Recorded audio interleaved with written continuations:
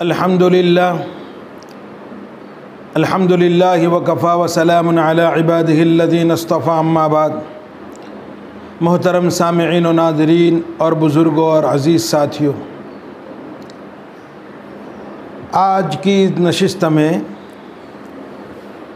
ज़कात के कुछ ऐसे मसाइल पर आज हम गुफ्तगू करेंगे और कुछ ऐसे ज़कात के मसाइल को डिस्कस करेंगे जो आम तौर पर लोग जानते नहीं हैं, या तो फिर लोगों के अंदर उन मसाइल के बारे में मिसअंडरस्टैंडिंग है, मिसकॉन्सेप्शन है वगैरह वगैरह। तो ऐसे कुछ मसाइलों को आज हम डिस्कस करेंगे। तो सबसे पहला मसाला ये है ज़कात के सिलसिले में कि ज़कात के रुपयों को लोग मायूब समझते हैं। जब कोई गरीब ज़कात का माल लेता है तो उसके मुआशरे के लोग, उसकी सोसाइटी के लोग, जब किसी के घर ज़कात के माल की कीट उतारी जाती है तो अड़ोस पड़ोस के लोग उसको मायूब समझते हैं।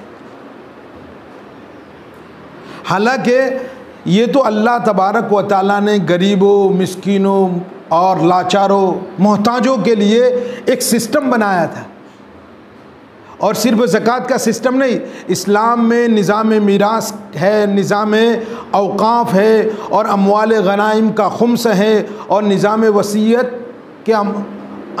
वसीयत अमवाल है, माली कफ़ारे हैं और निज़ाम उश्र है। ये तमाम के तमाम जो निज़ाम इस्लाम में नाफिज़ किए हैं और मोहम्मद रसूलुल्लाह सल्लल्लाहु अलैहि वसल्लम ने अपनी शरीयत में जो उसको नाफिज़ किए हैं, इसका मेन मकसद, मेन रीज़न ये है कि किसी तरीके से मुसलमानों में से और गरीबों, लाचारों, मिस्कीनों, फ़ुक़रा, इन तमाम में से गुर्बत ख़त्म हो जाए।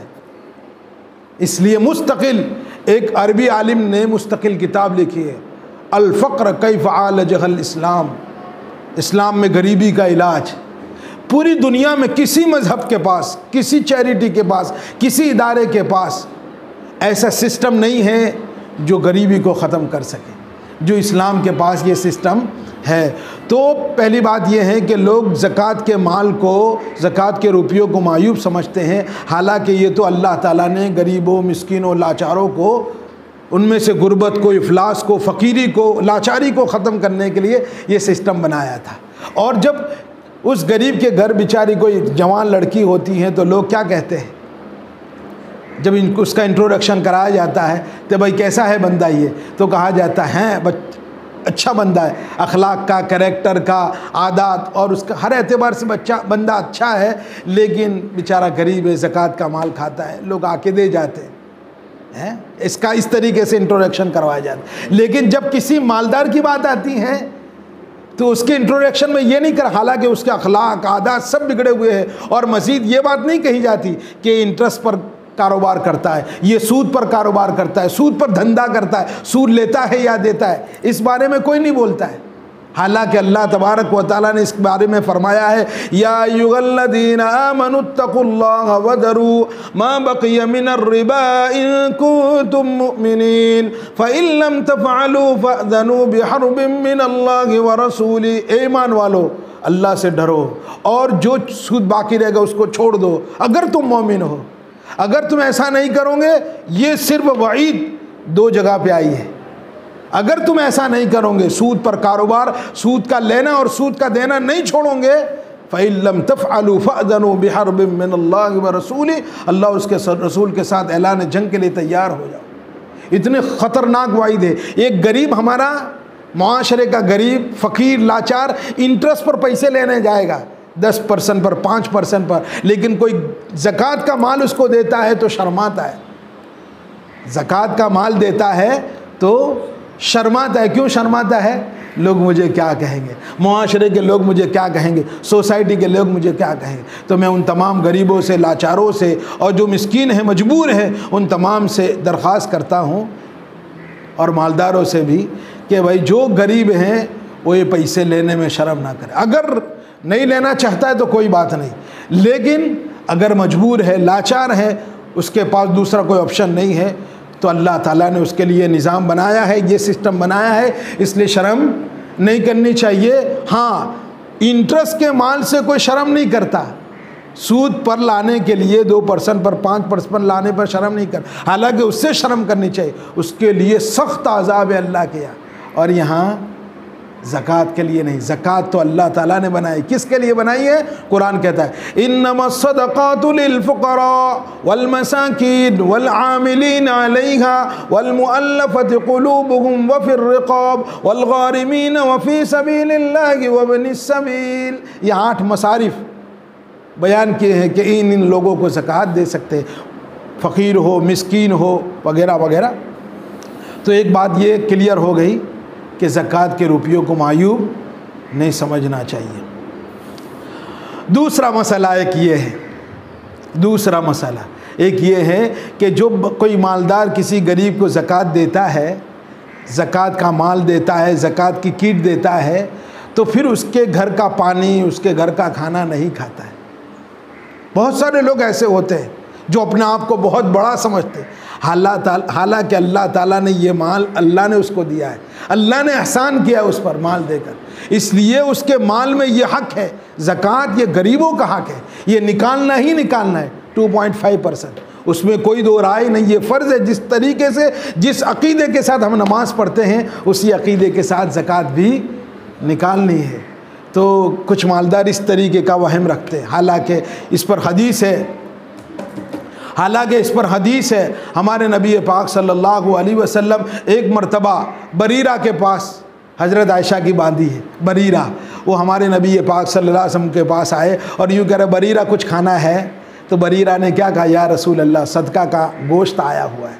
तो हमारे नबी ने क्या कहा, लकी सदक़तुन वलना हदियतुन, लकी सदक़तुन वलना हदियतुन, के सदका तेरे लिए, लोगों ने तुझे सदका दिया, लेकिन तू मुझे खिलाएगी तो वो मेरे लिए हदिया हो जाएगा। तो कोई मालदार किसी गरीब को ज़कात देता है और उसी माल से जब कोई गरीब किसी मालदार को खाना खिलाता है, उसमें कोई नाजायज़ नहीं है, वो खा सकता है, हलाल तरीके से खा सकता है, उसमें कोई शक व शुबा की गुंजाइश नहीं है। 2 मसले हो गए। तीसरा मसला ये है कि कुछ लोगों का कर्ज़ हो जाता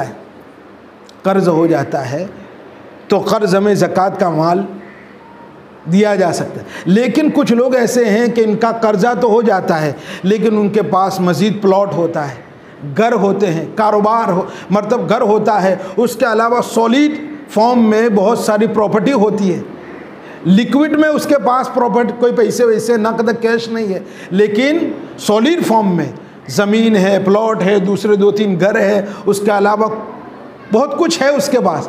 लेकिन कुछ लोग ऐसे हैं कि बस मकरूज़ हो जाते हैं, तो वो अपनी प्रॉपर्टी बेचना नहीं चाहते, वो अपना दूसरा जो घर है ना किराए पे दिया, उसको बेचना नहीं चाहते। वो सब क्या करते हैं, ज़कात के माल से वो कर्ज़ अदा करना चाहते हैं, हालांकि ये अच्छी बात नहीं। हाल ये ऑलरेडी मालदार है, अभी उसके पास घर चलाने के लिए पैसे नहीं है, तो वो क्या करेगा, कर्ज़ा लेगा,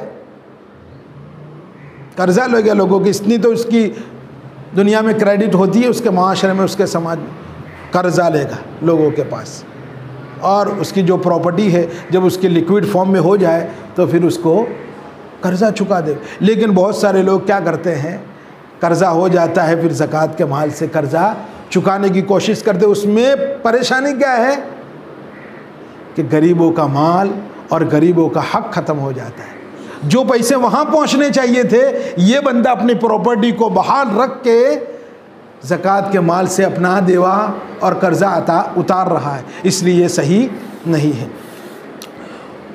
चौथा मसला, आजकल लोग, हर आदमी जब ज़कात देता है तो उस शख्स को, जो मालदार भी ज़कात देता है, उस शख्स को ज़कात देता है जो उसके काम में आए, पूरा साल उसका काम करता रहे, उसके अंडर में रहे, उसके प्रेशर में रहे, जब चाहे उससे काम ले सके, ऐसे लोगों को ज़कात दी जाती। ये अल्लाह ताला को ऐसी चीज़ पसंद नहीं है। हालांकि ज़कात देकर मालदार किसी गरीब पर एहसान नहीं कर रहा है, ये तो उसके माल में, यानी मालदार के माल में अल्लाह ताला ने ये फ़र्ज़ कर रखा था कि उसको 2.5% देना ही देना है। तो ये तो गरीब है जो उसका माल ले रहा है और उस पर से अल्लाह का कर्ज, अल्लाह का एक हुक्म उतार रहा है। लेकिन बहुत सारे लोग बेवाओं का, गरीबों का, मिस्किनों का, लाचारों का, मजबूरों का ज़कात का माल देकर फ़ायदा उठा रहे हैं, ज़कात का माल देकर फ़ायदा उठा रहे हैं और उनकी मजबूरी का फ़ायदा ले रहे हैं। हालांकि ये जायज़ नहीं है, किसी की मजबूरी के, किसी की लाचारी का फ़ायदा उठाना जायज़ नहीं है। अल्लाह ताला हम सब की हिफाजत फरमाए और मालदारों को अल्लाह ताला इसकी तौफीक देवे कि हाँ, जो अपने अंडर में काम करते हैं, अपने दुकानों में काम करते हैं, जो अपने कर्मचारी हैं, उनको आप ज़कात का माल दे सकते हैं अगर वो गरीब है। और गरीब जानने के लिए ज़्यादा अंडर डीप में जाने की ज़रूरत नहीं, आपने ऊपर ऊपर से तहकीक कर ली और आपको ऐसा लग रहा है कि बेचारे को घर चलाने में तकलीफ़ पड़ रही है, घर चलाने में तकलीफ़ पड़ रही, उसकी गृहस्थी बड़ी है, उसका ख़ानदान बड़ा है और उसके बच्चे बहुत ज़्यादा है, तो उसको स्कूल की फ़ीस अदा करनी है, उसको ट्यूशन की फ़ीस अदा करनी है, उसके अलावा बहुत सारे काम है, उसको घर चलाने में तकलीफ़ पड़ रही है, तो आप उसको ज़कात दे सकते हैं। और पांचवा मसला ये है, ज़कात की रकम ख़ास तौर पर गरीबों को देना चाहिए और उन गरीबों को देना चाहिए जो अपने रिश्तेदार हैं, अपने सगा संबंधी है। बहुत सारे लोग ऐसे होते हैं जो चैरिटियों में, इदारों में, चैरिटियों में अपना ज़कात का माल देते हैं। क्यों देते हैं? ताकि उनका फ़ोटो लिया जाए, उनकी वीडियोग्राफी किया जाए, उनका मोस्ट वेलकम किया जाए, उनके स्टेजों पर बुलाया जाए इदारों में, चैरिटियों में। इस वजह से लाखों रुपए की ज़कात वहाँ दे रहे हैं और हाल ये है कि उसकी बहन, उसका भाई ज़कात का माल खा रहे हैं। बेचारे गरीब, उनके पास खुद का घर नहीं है, ये चैरिटियों में देगा लेकिन अपना भाई का घर बना के नहीं देगा, अपनी बहन को अपना उसका घर सेट करके नहीं देगा, अपनी बहन की बेटियों की शादी नहीं करवाएगा। क्यों? वहाँ वेलकम हो रहा है, चैरिटियों में, इदारों में, बड़े बड़े इदारों में उसका वेलकम हो रहा है, उसकी आओ भगत हो रही है, और यहाँ उसकी बहन, इसका भाई उसका वेलकम नहीं करेंगे। इसलिए आजकल मालदारों का ये ट्रेंड चला हुआ है कि बड़े बड़े इदारों में, बड़ी बड़ी चैरिटियों में, बड़े बड़े हॉस्पिटलों में ज़कात दे रहे हैं, लेकिन अपने बहनों को, अपने रिश्तेदारों को, अपने लाचारों को, भाइयों को, बहनों को ज़कात नहीं दे। हालांकि ज़कात के सिलसिले में उसूली मसला ये है कि अपने ऊपर, यानी मेरे बाप को मैं ज़कात नहीं दे सकता, मेरे दादा को मैं ज़कात, परदादा को ज़कात नहीं दे सकता, नीचे मेरे बेटे को, मेरी बेटी को, मेरे पोतों को, मेरी पोतियों को, नवासों को, नवासियों को मैं ज़कात नहीं दे सकता। हाँ, अलबत्ता जमाई को ज़कात दे सकता हूँ, भाई को ज़कात दे सकता हूँ, बहन को ज़कात दे, मेरे खुद के सगे बहन हो, हकीकी बहन भाई हो, मैं उनको ज़कात दे सकता हूँ अगर वो लाचार। और उसमें डीप में जाने की ज़रूरत नहीं, मैंने बार बार कहा, डीप में जाने की ज़रूरत नहीं। आपको ऐसा लग रहा है उसको घर चलाने में तकलीफ़ पड़ रही है, आप ज़कात दे सकते हैं। इसलिए 70% ज़कात अपने रिश्तेदारों में देना चाहिए, 30% ज़कात चैरिटियों में, इदारों में देना चाहिए, क्योंकि इससे ज़्यादा अगर इधर उधर इदारों में दिया जाता है तो रिश्तेदारों का, गरीबों का हक ख़त्म हो जाता है। छठा मसला ये है कि आजकल लोग गरीबों की ज़कात के और सदक़ात से, सदक़तुल फ़ित्र से, और उसके अलावा इंटरेस्ट के माल से, उसके अलावा बहुत सारे मालों से मदद तो कर रहे हैं, लेकिन कल्ला बल्ला तुकरिमूनल यतीम, यतीमों की इज़्ज़त नहीं होती, इनकी ताज़ीम नहीं होती, इनकी इज़्ज़त नफ्स का ख्याल नहीं होता। जब किट दी जाती है तो वीडियोग्राफी होती है, फ़ोटोग्राफी होती है। इसलिए पाकिस्तान में एक पोस्ट आई थी, एक बूढ़े बाप को पूछा गया कि आप ज़कात की किट लेंगे, तो बूढ़ा बाप क्या कह रहा है, वीडियो तो नहीं उतारोगे ना, फ़ोटो तो नहीं लोगे ना। कितने अफसोस की बात है कि हर मालदार ऐसा कर रहा है। वो चैरिटी वाले, इदारे वाले इस तरीके से करते हैं तो उनकी तो मजबूरी है। क्या मजबूरी है उनकी? कि उनको डिस्प्ले करना है, पब्लिक के सामने रिपोर्ट देना है कि हम ये कर रहे हैं। जैसे जमीयत उलमा हिंद है, बड़े बड़े इदारे जो है ना, इनको तो पब्लिक के सामने डिस्प्ले करना है, उनको एडवर्टाइज करनी है और बताना है कि हमारा इदारा ये काम कर रहा है, हमारी चैरिटी ये काम कर रही है। इसलिए उनको वीडियोग्राफी करना मजबूरी है उनकी। लेकिन हर मालदार की ये कहाँ मजबूरी है? ये तो उसको तो जिस तरीके से नमाज पढ़ते हैं, ये फ़र्ज़ है नमाज पढ़ना, तो क्या हम नमाज लोगों को दिखाकर पढ़ते हैं? इसी तरीके से ये भी एक हक़ है जो लोगों को बग़ैर दिखाए। और होना तो ये चाहिए था कि उनको लिफाफे में पैक करके उस पर उनका इज्जत से एहतराम से नाम लिख कर जिस तरीके से उलमाए किराम के हुजूर में उनकी खिदमत में हदिया पेश किया जाता है, बड़े आदर और सम्मान के साथ, बड़े रिक्वेस्ट के साथ, बड़ी मोहब्बत के साथ कि हज़रत आप ले लेंगे तो हमें खुशी होगी। इसी तरीके से गरीबों के सामने जाके बड़े आदर और सम्मान के साथ, रिक्वेस्ट के साथ, मोहब्बत के साथ वो लिफाफा देंगे। ऐसा नहीं कि लो ये पैसे फेंक दिए और ये ले लेना ज़कात के रुपये। इसलिए हमारे उलमा ने एक मसला ख़ास तौर पर लिखा है, जब ज़कात का माल दिया जाए अपने भाइयों को, अपने बहनों को, अपने रिश्तेदारों को या किसी दूसरे को जो मीडियम वर्ग के लोग हैं, वो महसूस करते हैं ज़कात का माल लेने में शर्म महसूस करते हैं, इसलिए उनको ये भी ना कहा जाए कि ये ज़कात का माल है, बल्कि ईदी कह के दे दिया जाए। या दूसरे क्या आपने अपने बच्चों को कपड़े ले आना या घर में इन्वेस्ट कर लेना, कुछ ले आना अपने बच्चों के लिए, इस तरीके से आप उसको दे देवे। और फिर उसके बाद 7वां मसला ये है, आजकल लोग ये ख्याल करते हैं कि जो सही सालिम हो, तंदुरुस्त, हट्टा कट्टा, उसको ज़कात नहीं देनी चाहिए। हालांकि ये ख्याल गलत है। ज़कात हर उस शख्स के लिए जायज़ है, चाहे तंदुरुस्त हट्टा कट्टा क्यों ना हो। अगर उसको उसकी इनकम जो रोज़ाना की हो या महीने की हो, उसकी इनकम इतनी आ रही है कि उसको घर चलाने में तकलीफ़ पड़ रही, उसके पास कुछ ज़ायद रकम सेविंग में नहीं बच रही, हालांकि उसके पास खुद का घर है, और ऐसे महल्ले में है कि उस घर की कीमत 1 करोड़ रुपये भी हो और उसके पास बाइक हो या कोई धंधा कर रहा हो तो उसके पास कोई वाहन हो, लेकिन उसकी रोज़ाना की इनकम इतनी हो कि उसको घर चलाने में तकलीफ़ पड़ रही हो, तो ऐसे बंदे को, उसके पास कुछ सेविंग भी ना हो, तो ऐसे बंदे को आप ज़कात दे सकते।